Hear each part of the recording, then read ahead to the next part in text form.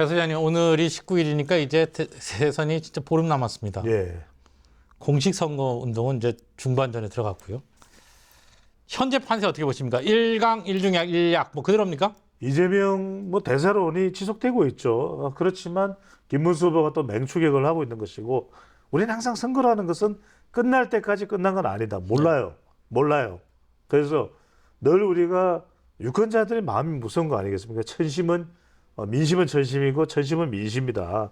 그렇기 때문에 지금 판세는 그렇게 되어 있지만 2007년 상황하고 상당히 비슷합니다. 2007년에 이명박 후보가 훌쩍 앞서가고, 그리고 이제 정동영 후보가 뒤에서 쫓아가고, 그다음에 이제 이해창 후보도 있었으니까. 네.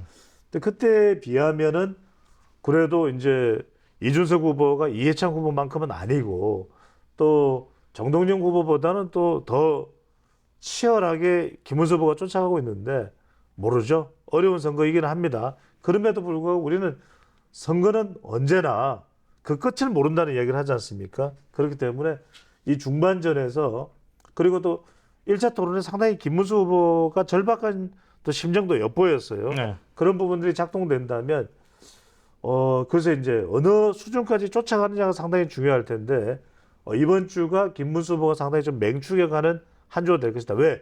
주로 이제 앞서가는 후보는 방어전을 할 테니까요. 네. 그런 양상의 한 주가 될 것으로 보입니다. 그러니까 이제 어려운 선거라는 건 보수 진영 입장에서 그렇다는 그렇죠. 얘기시고요. 그렇습니다.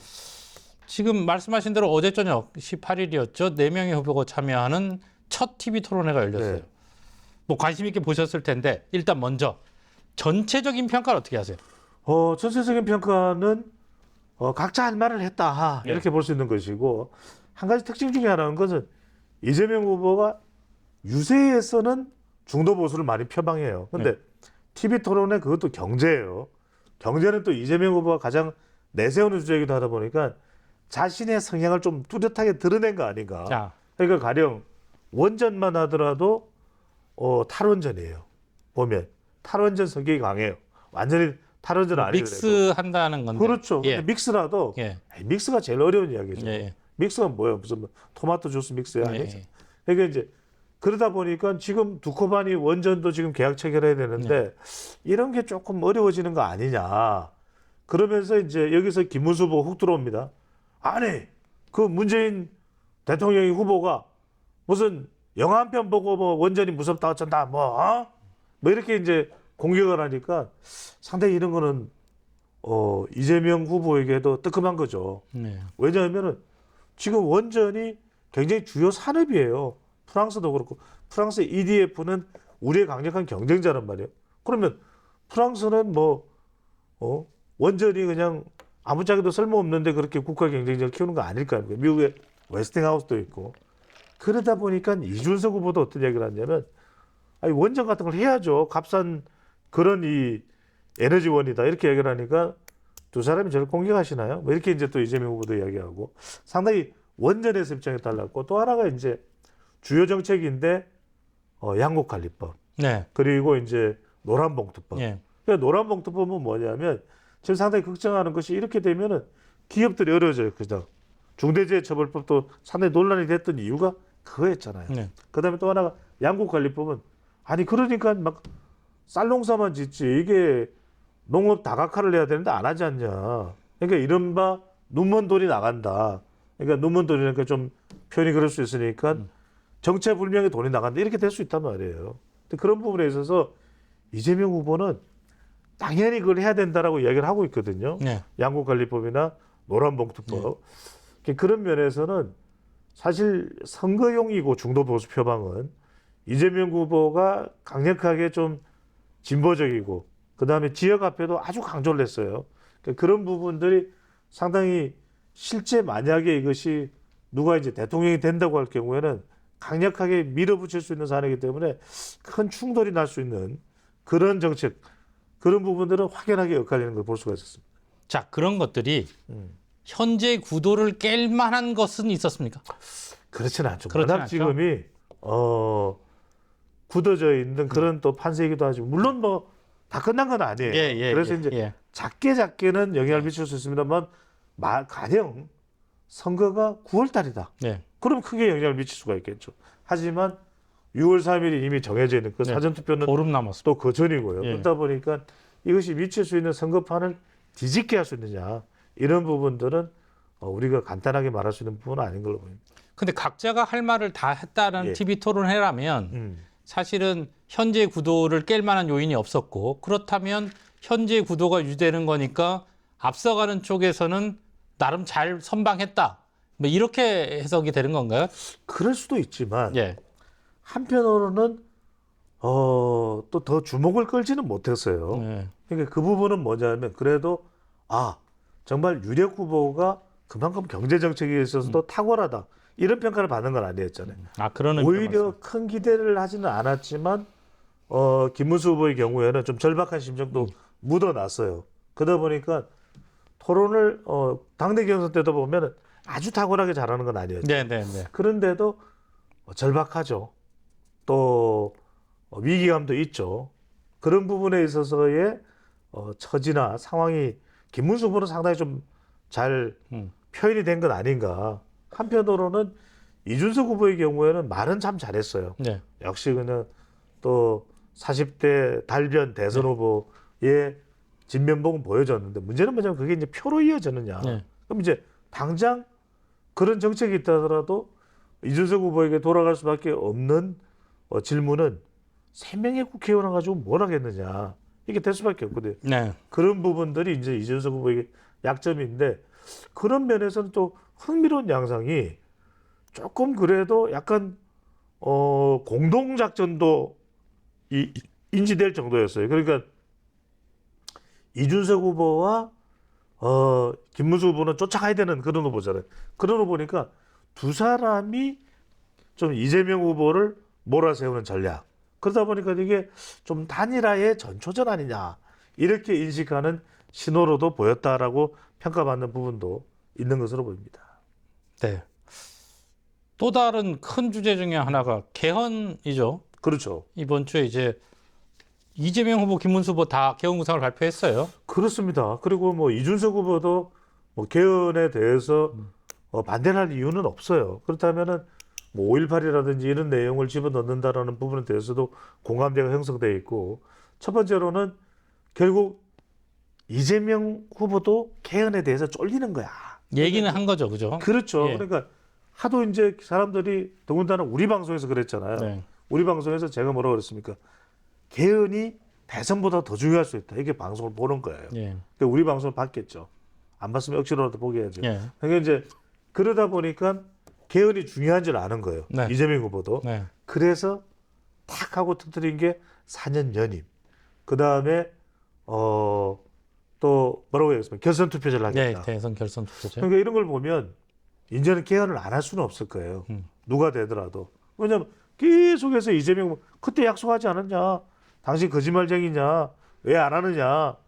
이런 걸 또 압박받을 수밖에 없을 것이고 아무리 뭐 사법, 행정, 입법을 다 거머쥔 통치자라 하더라도 그 다음에 김문수 후보의 경우에는 좀 늦었어. 빨리 했어야죠. 그러니까 한덕수 전 총리와 일단 어떻게든 단일화가 된 거잖아요. 그럼 그때 그걸 받아들이겠다. 나도 임기 단축하겠다. 그 다음에 4년 중임제로의 개헌을 적극적으로 검토하겠다. 그걸 했었어야죠. 그러니까 늦었지만 그래도 김문수 후보도 개헌을 이야기했기 때문에 결론적으로는 저는 이 개헌을 할 수밖에는 없는 국면으로 가고 있죠. 근데 이제 문제는 이런 거죠. 근데 또 대선이 끝나고 나면 다른 게 우선이다 이렇게 되다 네. 보면 개헌이 또 뒷전으로 또 이게 미뤄질 수 있거든요. 그런 점에서는 이번 대선에서 무엇보다도 우리 유권자들이 개헌은 필요하다. 이제 87년제 직선제 개헌 가지고는 안 돼요. 바뀌어야 돼. 그런 부분에서 꼭 차기 정부에서는 개헌이 되도록 우리 국민이 나서서 관철시켜야 될 것으로.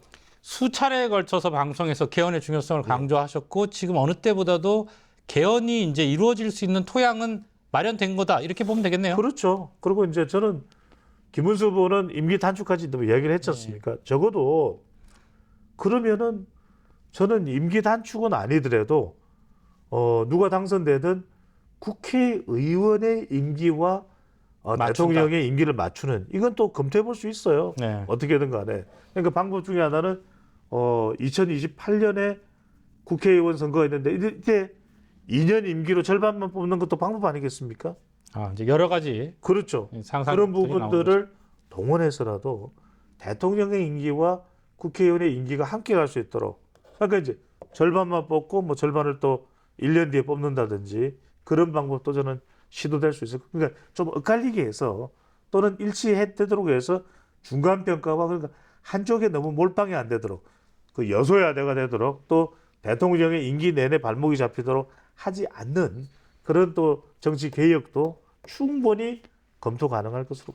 근데 사실 현실적으로는 이 시점이 굉장히 중요한 거잖아요. 그렇기 그렇습니다. 때문에 지금 이재명 후보는 이르면 내년 지방선거 아니면 2028년 총선 때 개헌 국민투표를 하자 뭐 이런 얘기고 김 후보는 이제 임기를 줄여갖고 총선하고 그 개헌투표 대선을 같이 하자 이런 얘기잖아요. 그렇죠.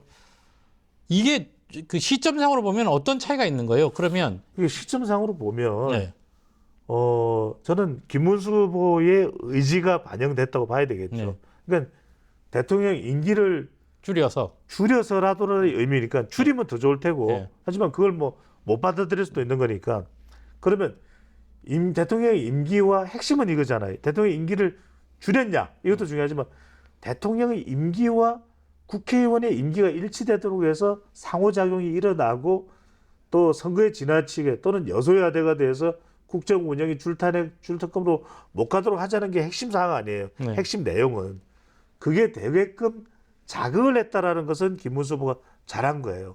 또 이재명 후보가 개헌을 하겠다는 건 잘한 거예요. 그러면 남은 건 뭡니까? 이재명 후보가 대통령의 임기를 줄일 수는 없지만 적어도 국회의원 임기와 이것을 일치시키는 고민을 깊숙이 하고 그것을 연구해서 반영하겠다. 그러면 되는 거예요. 그런 점에서는 저는 김문수 후보의 이런 제안이 상당히 이 개헌이라고 하는 의제에 힘을 가질 수 있게끔 한 데에는 역할을 잘했다라는 평가를 할 수 있을 것 같습니다.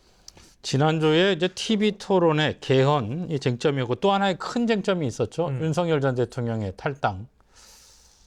결자 해지식을 지난주 금요일에 얘기하셨어요. 그렇죠. 그대로 됐고요. 제 예측대로 그대로 예. 됐잖아요. 그래서 제가 지금 자꾸 이야기하는 게 아니 우리 항해크께서는 어떻게 생각하냐면 이건 대한민국의 오피니언 리더들 우리의 정치 지도자들 리더들이 다 보는 프로그램이에요. 예. 함부로 생각해서는 안 됩니다. 자, 근데 이제 그 부분을 좀 짚어보죠. 말씀하신 대로 결자 동의 해지 안 하세요? 동의합니다. 예. 네네. 결자 해지식으로 진행이 됐는데 스스로 탈당했죠. 배경은 뭡니까? 아니 짐이 되지 않겠다는 거죠. 그러니까 윤석열 전 대통령도 얼마나 호심이 많았겠어요. 그럼에도 불구하고 첫 번째 윤석열 전 대통령은 아니 이 선거가 엉망이 돼야 된다. 나 때문에 이 선거가 망쳐서는 안 된다. 이런 생각 중에서 어느 쪽이 우선이겠어요? 당연히 이 선거가 자신이 짐이 돼서는 안 된다고 생각하겠죠. 그리고 그래서 김문수 후보에게도 나를 밟고 가라는 이야기를 한 거예요. 윤 전 대통령이. 사실상 그 이야기를 한 셈이나 다름없고 그게 잘 이렇게 매끄럽게 이 정리가 되지 않았기 때문에 김용태 비상대책위원회 90년생이 윤석열 전 대통령을 90년생 비대위원장이 찾아가겠다. 그러면은 이 부분은 대통령에도 부담이 됩니다. 네. 그러다 보니까 그건 또 얼마나 지켜보는 지지층들이 억장이 무너지는 거겠어요. 아니다. 김용태 비대위원장이 그런 마음고생, 몸고생을 할 필요가 없다. 내가 내려놓겠다. 그래서 윤 전 대통령이 17일 결단을 내리고 그것을 탈당하라고 본인의 SNS에 올린 거 아니겠습니까? 아니, 그렇게 되면서 어떻게 됐습니까? 한동훈 전 대표도 이제 유세에 참여가 가능하고 네. 그리고 한덕수 전 총리도 도와줄 수밖에 없어요. 임기 대신 단축 지금 한덕수 전 총리가 내세운 공약을 이야기했단 말이에요. 그리고 이런 상황에서 윤 전 대통령도 고심 끝에 또 이렇게 내려놓는 모습을 보이는데 하와이에서 당에 직격탄을 쏘아대던 홍준표 전 시장마저도 당에 비수를 꽂을 수 있겠습니까? 못 꽂아요. 그렇게 되면 홍준표 전 시장도 적어도 국내에 들어와서 도와주기는 힘들어도 내가 당에 짐이 되지는 않겠다라고 판단할 가능성이 매우 높습니다. 그런 점에서는 윤 전 대통령이 쏘아 올린 이 탈당이라고 하는 것이 이런 일련의 과정을 만들어낸 거 아니겠습니까? 잘했다라고 봐야 되겠죠. 아니 근데 말씀하신 대로 보수의 각 주자들 혹은 그 리더들의 변화를 이끄는 것에 영향을 미치는 것은 제가 이해가 좀 되는데 늘 강조하시던 그 중도층의 이제 탈당이 실질적으로 이렇게 마음을 바꾸게 되는 효과나 뭐 기회가 될까요? 아니 되겠죠. 그왜 매사를 부정적으로 봐요? 아니 그때 그러니까 이렇게 질문 아니 윤석열 질문을 전 드린 대통령이 거죠. 예. 탈당을 해야 예. 탈당만 가지고 되겠어요. 그리고 김문수 후보가 중도를 끌어들일 수 있는 정책을 해야 네. 또 국민의힘이 그걸 뒷받침해야 네. 이런 것들이 되는 거죠. 네. 아니 그렇잖아요. 우리가 아니, 햄버거 먹을 때 햄버거만 먹나요? 감자튀김 먹잖아요. 콜라도 먹고. 어니언링도 먹잖아요. 예, 예. 그리고 제로 콜라도 마시잖아요. 예, 예. 아, 주로 제로를. 한동훈 전 대표가 제로 콜라 좋아하잖아요. 예, 예. 제가 제로 콜라 좋아하면 안 됩니까? 그러니까 중도층에도 상당한 소구력이 있을 것이다. 아니 그렇죠. 그러니까 예. 매사가 하나가 첫 단추예요. 예. 그게 대해 연쇄적으로 이루어지는 거 아니겠습니까? 예. 그러니까 우리가 이를 너무 예. 아니 항해권 너무 이게 매사를 부정적으로 보는 아니 거 아니에요? 질문을 드렸을 뿐입니다. 네. 예. 그 연장선상에서 자, 그 방금 말씀하신 대로 한동훈 전 대표도 이제 현장 유세에 네. 들어가고 또 홍 시장 전 시장님도 시장도 변화가 있을 거다 이렇게 얘기를 하셨는데 국민의힘에 그럼 이제 원팀이 뭐 퍼즐이 맞춰간다고 봐야 되나요? 아 이건 간단치는 않죠. 네. 우리가 그러니까 뭐 모든 일이 뜻대로 또는 기대 이상으로 잘 되기를 원하지만 매사가 그렇나요? 네. 그렇지 않죠. 선거라는 것은 우리가 생각한 시나리오가 100가지면은 10,000가지 이런 일이 일어나는 게 선거입니다. 네. 그런 상황이기 때문에 지금 뭐 만시지탄이죠. 네. 진작에 뭐 그렇게 따지면 우리가 다 모든 다 이야기는 마시지탄이죠. 타임머신처럼 돌아가는 예, 거죠. 예. 근데 그 옛날 이야기를 할 필요는 없고 네. 지금을 어떻게 수습하느냐. 네. 늦었다고 생각했을 때가 가장 빠를 때다. 그래도 윤 전 대통령이 결단을 내렸기 때문에 원팀의 계기를 만든 거죠. 신호탄을 이제 쏘올린 거예요. 그러면 한동훈 전 대표도 제가 안 도운다고 했습니까? 부산이 어딘가요? 마산 옆에 부산 아닌가요? 그 배추도사 고향이 마산이시죠. 네. 이렇게 될 거 아닙니까? 예, 예.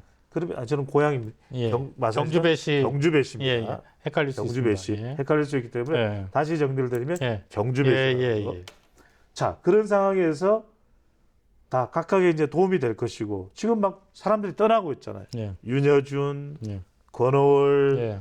김상욱, 음. 김용남, 네. 황성현 아니에요. 아니요, 왜 그랬어요? 배추도 네, 배추도산 아니거든요. 네. 그러니까 이런 상황에서 누구라도 잡아야 될 거 아니에요. 저는 유승민 전 의원도 이럴 때 힘을 보태야 된다. 아, 왜냐하면 서로 안 맞을 수 있죠. 예. 서로 또 이건 아니다 싶을 수도 있죠. 예. 하지만 그럴 때 도우는 것이야말로 정말 백군만마가 아니라 천군만마, 만군만마가 되는 것이거든요. 네. 우리가 중요한 것이 그렇지 않습니까? 어려울 때, 역사적으로 어려울 때 그걸 탁 도와주는 거거든요. 그러니까 이 힘을 합할 때 이것만큼 도움이 되는 건 없는 것이거든요. 네. 지금 막 떠나고 있을 때 정말 저 사람이 도와주겠냐? 유승민. 저 사람이 도와주겠냐? 누구? 이런 사람들의 도움을 끌어들여야 돼요. 이런 것들은 이제 물밑 작업을 해서 이른바 우리가 미국 대선에서도 보면은 참 저런 사람들이 도와줄까 생각하는데 도움을 했을 때 바이든 보십시오. 여러분들 뭐 바이든이 또 재선은 못했지만 그래도 부통령까지 한 사람이 8년을 부통령했어요. 오바마와 함께. 그 사람이 대통령이 됐다는 거. 그때 오바마가 도와줍니다. 이 바이든 부통령이 임기를 다했을 때 대통령인 오바마가 훈장을 달아줘요. 그러면서 나이가 어린 오바마지만 바이든을 도와줍니다. 그거는 오바마의 마음을 얻은 바이든 아니겠습니까? 그래서 저는 마음을 얻어야 된다라는 것을 선거에서는 마음을 얻는 것만큼 중요한 건 없다. 항상 랭크가 배추도사의 마음을 얻었지 않습니까? 그래서 네. 우리가 지금 이 방송이 저만디 이후에 되고 있듯이 네. 선거는 마음을 얻어야 되는데 그 과정에 지금 핵심적인 것은 바로 한 명씩 한 명씩 힘을 보태는 것. 그것이 중요하다는 거죠.